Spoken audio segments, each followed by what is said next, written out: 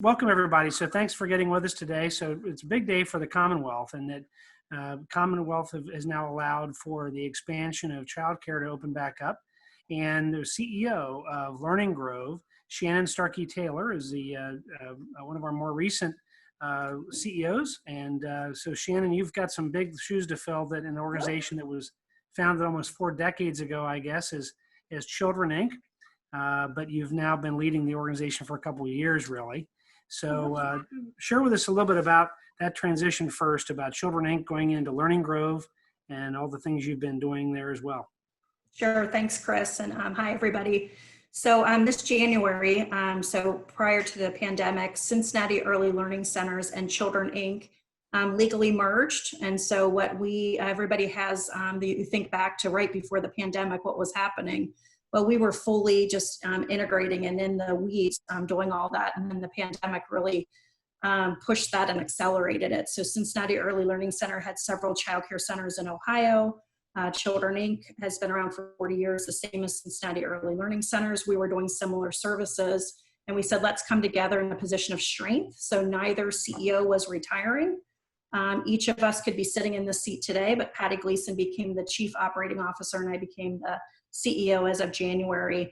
So now we've been able to expand to 21 different childcare sites, multiple school age programming on both sides of the river, and then family education, along with our college and career readiness. But most people know us, and you probably do, Kris, for our full day early care and education. So newly merged organizations, still the same values, committed to being a legacy in Northern Kentucky and preparing as many children for kindergarten. We're just stronger and better now that we've merged with Cincinnati Early Learning Center.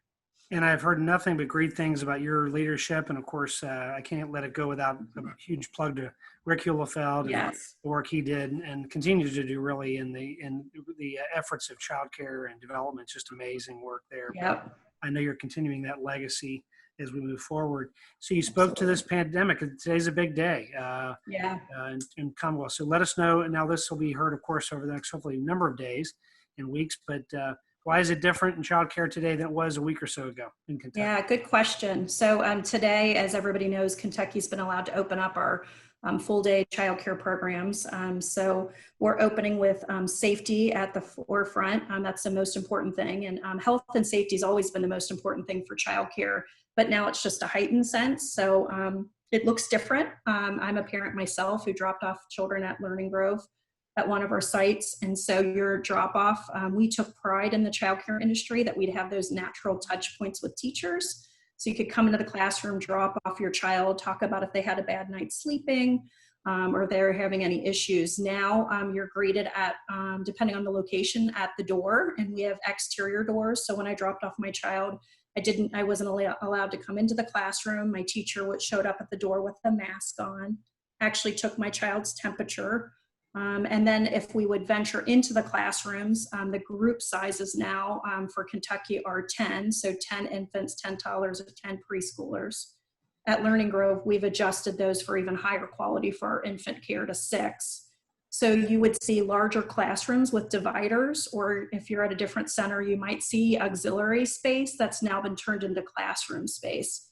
Because whether it's Learning Grove or the Y or any of our partners, we want to serve as many children as we can. The worst thing that we wanted to do is turn away a family that wanted to come back.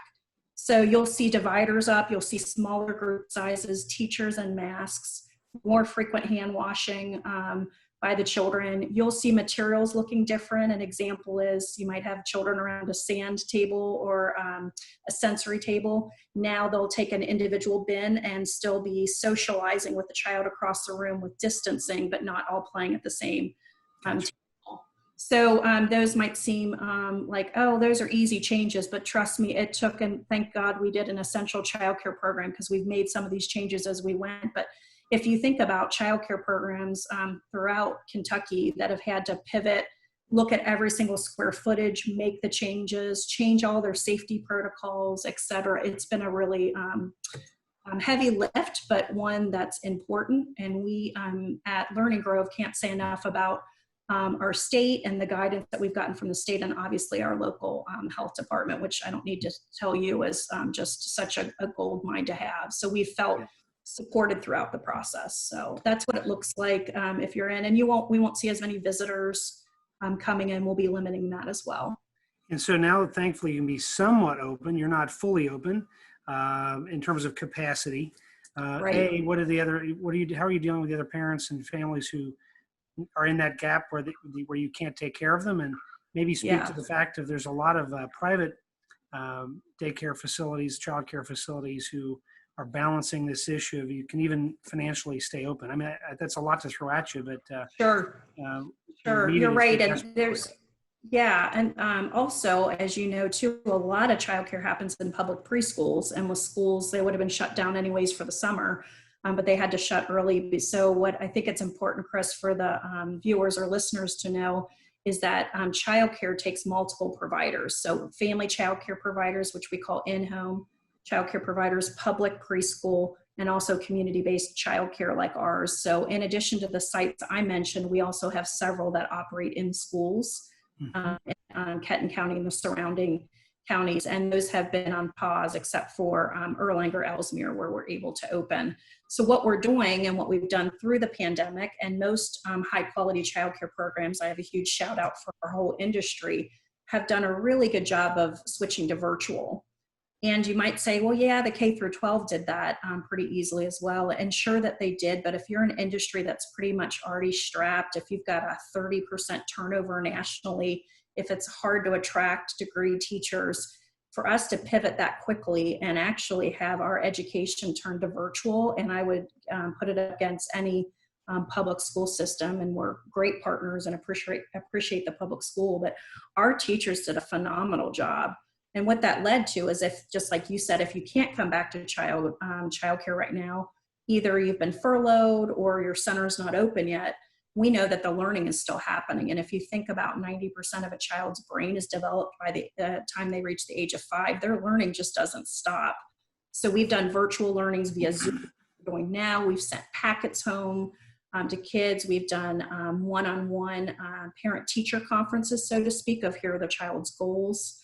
In our home visitation program, so you might be aware of Every Child Succeeds, which is a regional home visitation program.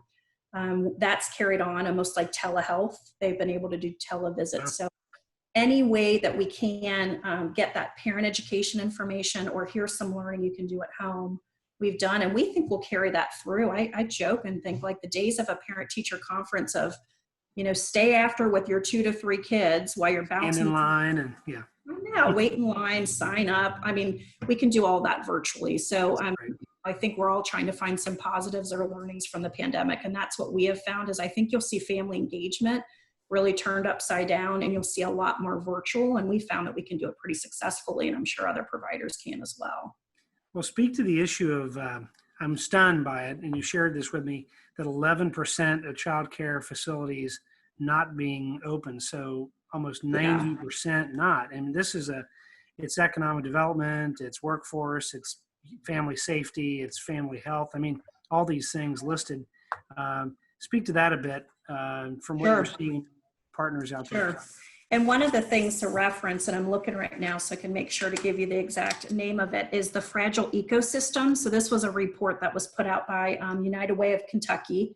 So people can Google that, the listeners. And they surveyed, and they got a really, really good response rate from the providers that they surveyed. So 1,000 plus came back, and they had mentioned that it's a hardship, that we were already a fragile, broken system as it was. I try not to make a lot of comparisons without a lot of time to discuss it, but because we operate in Ohio and Kentucky, one thing that people don't know is that it's $5,000 less per child for provider reimbursement for Kentucky than it is for Ohio. Wow. So out of the gate, although we do a lot of things really well for children in our state, it's already a financial challenge to provide. So speak to that for a second. So if I'm a family making the same amount of money in Kentucky compared to Ohio, and I'm able to get some assistance for childcare support, I'm going to be able to get $5,000 more annually north of the river compared to the Commonwealth. As a provider. So for those that are childcare subsidized, they get, so from a provider standpoint, it affects parents by accessibility, and it affects providers by reimbursement. And so if you were already like on the border of a provider right now, you didn't have, 3 months working capital or cash reserve, and then you had the COVID hit, then it's almost like the icing on the cake, and kind of in a negative way. It's like the Sure. tipping point to say like, uncle, I can't do this anymore. So that report really outlines very well the response from the survey. Obviously, salaries is the highest expense for us. We're a people organization, and childcare. Second is rent and facilities. I mean, people don't realize too that often that's not done pro bono or in kind. So most of our work at Learning Grove for Kentucky Child Care Services is all subsidized. So we raise over $2 million a year just to provide the 5-star high quality childcare that we provide. So if you're a smaller organization or a family childcare home, you might be receiving some relief right now through the federal relief program, but it's a broken system already. And it just might be, you're saying that this is it. I really can't continue, or I can't reopen, or God forbid, if I get a confirmed case, I'd have to do even more stringent cleaning. And so it's really, really time for people to not Band-Aid it, admit that it's broken, and try to redevelop a system that actually is more equitable for providers and therefore better for the children we're serving. So what I'm hearing is that you're saying that the challenges are in front of us. They're pretty clear, and hoping that everybody kind of gets together in this as we come out of COVID to build a better system to help that support system for childcare and supporting all the initiatives that really come out of that, having a safe childcare system operate in our community. Yeah, and that's exactly right, Kris. So the state, we can't just depend on our state to help us out of this. We need greater support from Congress. And so the report has a really good call to action for parents. Obviously, when decision makers hear from parents, that's the most compelling. So we need to continue to partner as providers with the state and have parents have a voice at the state level, but also be pushing for Congress to make these changes. What we know now, the pandemic showed us, is that childcare is essential. And we've known that in the field. You've known it as a supporter for years. And it's clear it's an education solution. We've shown as a industry that we prepare children for kindergarten, which prepares them for 3rd grade, which prepares them for high school graduation.